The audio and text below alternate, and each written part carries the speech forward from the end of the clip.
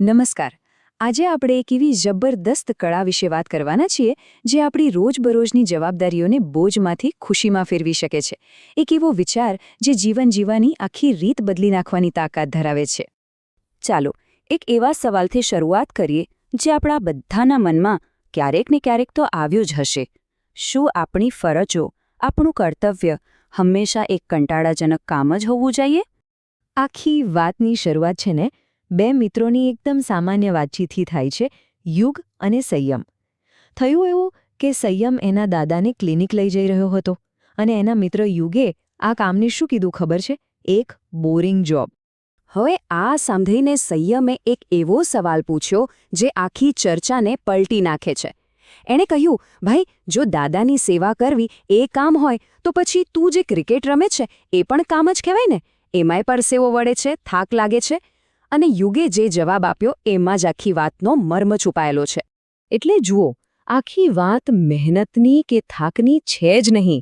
વાત છે એક કામ પાછળની આપણી ભાવનાની, આપણા દૃષ્ટિકોણની. તો સવાલ એ થાય કે શું આપણે આપણા કર્તવ્ય પ્રત્યેનો આપણો દૃષ્ટિકોણ બદલી શકીએ? તો પછી આ દૃષ્ટિકોણ બદલાય કઈ રીતે? એનું રહસ્ય સંયમ ખોલે છે, અને એ રહસ્ય એક જ શબ્દમાં છે: ઔચિત્ય. હવે ઔચિત્ય એટલે શું? બહુ સરળ છે. યોગ્ય સમયે, યોગ્ય જગ્યાએ, યોગ્ય વ્યક્તિ સાથે યોગ્ય કામ યોગ્ય રીતે કરવું. આ કોઈ કડક નિયમોની યાદી નથી. આ તો બુદ્ધિ અને સમજણપૂર્વકનું વર્તન છે. અને આ જે ચાવી છે જે કોઈ પણ કામને યોગ્ય અને એટલે જ આનંદદાયક બનાવે છે. સારું, આ તો થઈ થિયરીની વાત, પણ રોજબરોજના જીવનમાં આ ઔચિત્ય કેવું દેખાય? એને અમલમાં કઈ રીતે મૂકવું? તો સમજો કે આ કોઈ મોટી ફિલોસોફી નથી, પણ આપણી નાની નાની સભાન પસંદગીઓ છે. એટલે જોયું, ઔચિત્ય એટલે બીજું કંઈ નહીં પણ આસપાસની પરિસ્થિતિ અને લોકો પ્રત્યે સજાગ રહેવું અને એ રીતે વર્તવું જે બધા માટે સારું હોય. આ એવા નાના નાના કામ છે જે સંબંધોમાં અને આપણા પોતાના મનમાં ઘણો મોટો ફરક પાડી શકે છે. પણ ચલો એક મિનિટ માટે વિચારીએ, જો આ ઔચિત્ય હોય જ નહીં તો? જો આપણે ફક્ત આપણી મરજી મુજબ જ જીવીએ તો શું થાય? જ્યારે આપણું વર્તન સમય અને સંજોગો પ્રમાણે નથી હોતું ને, ત્યારે સૌથી પહેલાં તો અંદર એક લડાઈ શરૂ થાય છે, એક સંઘર્ષ. અને એના કારણે જ ચીડિયાપણું અને ખરાબ વર્તન જન્મે છે, જે આપણા સંબંધોને ખરાબ કરી નાખે છે. અને આ કોઈ નાની વાત નથી હો. ઔચિત્ય વગરનું જીવન એક એવી લપસણી જેવું છે જ્યાં વ્યક્તિગત અશાંતિ વધતી જ જાય છે, જાણે માણસ સતત નીચે જ ગબડતો જાય છે.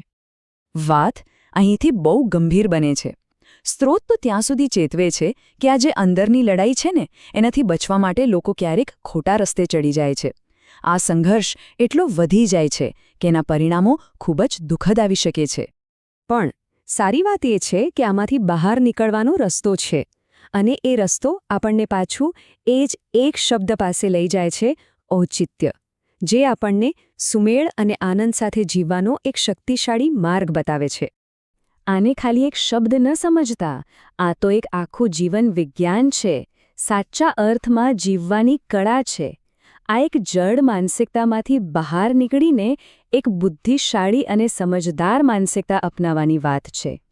અને આ કળાનો સૌથી મોટો પાઠ શું છે ખબર છે? એ છે મૂર્ખતા અને બુદ્ધિમત્તા વચ્ચેનો તફાવત સમજવાનો. મૂર્ખતા એ છે કે આપણે પરિસ્થિતિને આપણી મરજી મુજબ વાળવાનો પ્રયત્ન કરીએ, જ્યારે બુદ્ધિમત્તા એમાં છે કે આપણે આપણી જાતને પરિસ્થિતિ મુજબ ઢાળીએ. બસ એકવાર આ સમજણ આવી જાય ને, પછી જીવનમાં કોઈ મજૂરી જેવું રહેતું જ નથી. દરેક કામ, ભલે ગમે તેટલું અઘરું કેમ ન હોય, એ એક આનંદદાયક પ્રવૃત્તિ બની જાય છે. એ જે માથે બોજ લઈને ફરતા હોઈએ ને, એ લાગણી જાણે ગાયબ જ થઈ જાય છે. એની જગ્યાએ શું આવે છે? વડીલોની સેવામાં આનંદ, સામાજિક જવાબદારીઓ પૂરી કરવામાં આનંદ, કોઈને દાન આપવામાં કે મદદ કરવામાં શુદ્ધ આનંદ. તો ચાલો આ ચર્ચાના અંતે આપણે સૌ વિચારીએ, આપણા જીવનમાં ઔચિત્ય ક્યાં છે? એવી કઈ જગ્યાઓ છે જ્યાં આપણે આ નાનકડા પણ શક્તિશાળી બદલાવથી કર્તવ્યને આનંદમાં ફેરવી શકીએ? આ સવાલ પર વિચાર જરૂર કરજો.